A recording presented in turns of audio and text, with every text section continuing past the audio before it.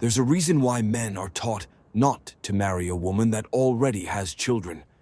It's a reason that goes back to our tribal existence as human beings, long before modern society was even a distant reality. During those tribal times, if a woman lost her husband due to war or accident, they were even known to abandon their children to be accepted and cared for by a new husband within their tribe. Or, if the man who died was well respected, his widow and children were given to a senior or elder's household, and the widow would serve the household, not as a slave, but more as a maid and concubine. To compare tribal life to modern society is not a fair or true comparison in the least. Unfortunately, that doesn't change the reality that still exists, in which extremely few to no men are going to reach out to care for another man's child. It is rare indeed that a man would ever accept a woman as a wife who has children sired by another man, and it will remain so presently in our supposed modern society. First thing, let me be clear. I'm speaking for men that don't have children already. It is my personal belief that if you're a man that has children already, then you should only be looking for women that also have children as well. Unfortunately, in my opinion, it is then the women's, who have not had children yet, responsibility to say to such a male who already has children, "No thank you, go back and care for the children you already have." Time after time, we find that isn't the case when it comes to modern women presently. Next thing you know, one guy has 2 to 5 baby mothers running about town, chasing him down for child support money, like a modern slave. Pathetic. In speaking directly to those men that don't have children yet, be they 20 years old or 40 years old, there's a singular reality, and it exists within one question. Would you buy a used car for the same price as a new car? Seemingly such an easy answer to give. Obviously, it's no, right? The reality is that some men get emotionally caught up in the moment and somehow think they aren't going to go through what the previous fools who made the same mistake of marrying a woman with some other man or men's children in tow. With all due respect to the power of love and the magical power of the putty cat, we were almost forced to give such a man a pass. But then we remember the question previously posed. Would you buy a used car for the same price as a new car? If you went to an auto sales lot and the salesman approached you and walked you right over to the new car lot, now you're looking at the make and models of your choice, and you found the one car that was perfect for you, being the right color and style you were looking for. Unfortunately, when he told you how much the car was, it was slightly or significantly out of your budget. The salesman then said to you that he's got the same make and model car available in the used car lot as well, and asked if you wanted to take a look at those.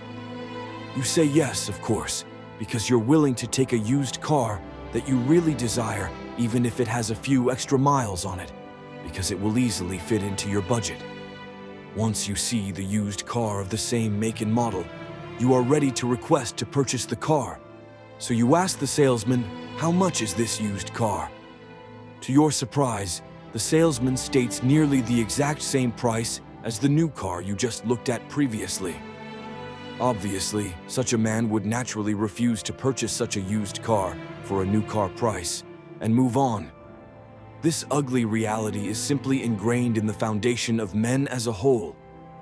There's no fundamental means a man should be taking care of another man's child unless he's infertile and can't have any children of his own.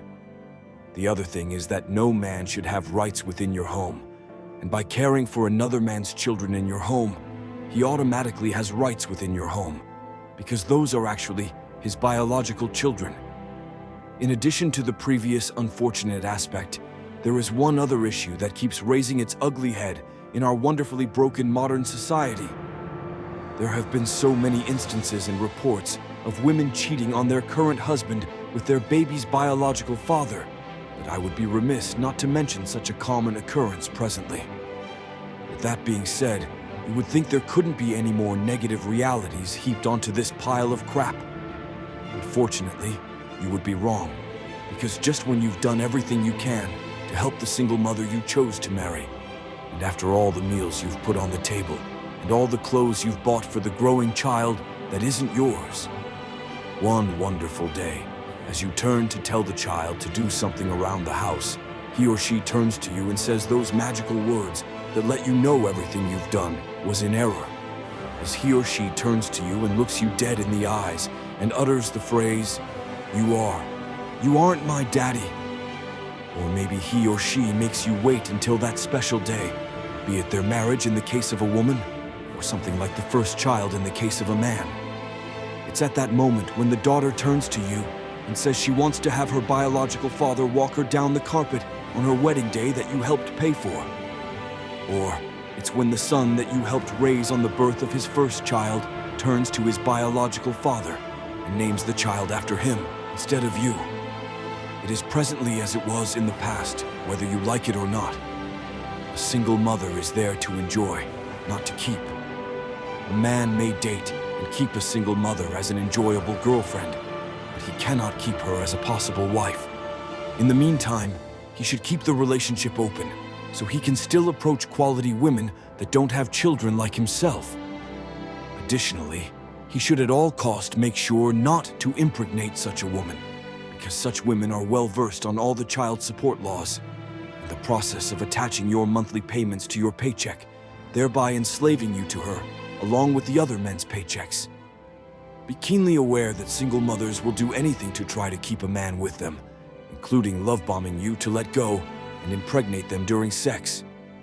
Not that long ago, the technique was called brain-screwing a man, getting him to allow his emotions to overwhelm his sound mind.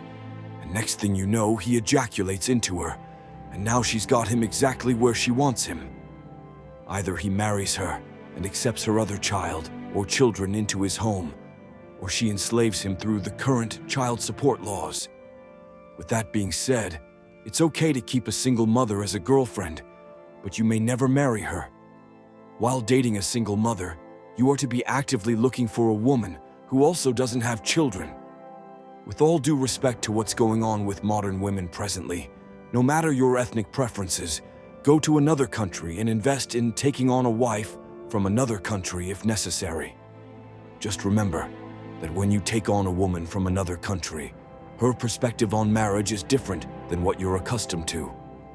Therefore, make sure you do your due diligence and educate yourself about her culture before you seal the deal. That way you don't make a mistake that she would consider a breach of trust and loyalty that could destroy your relationship and marriage.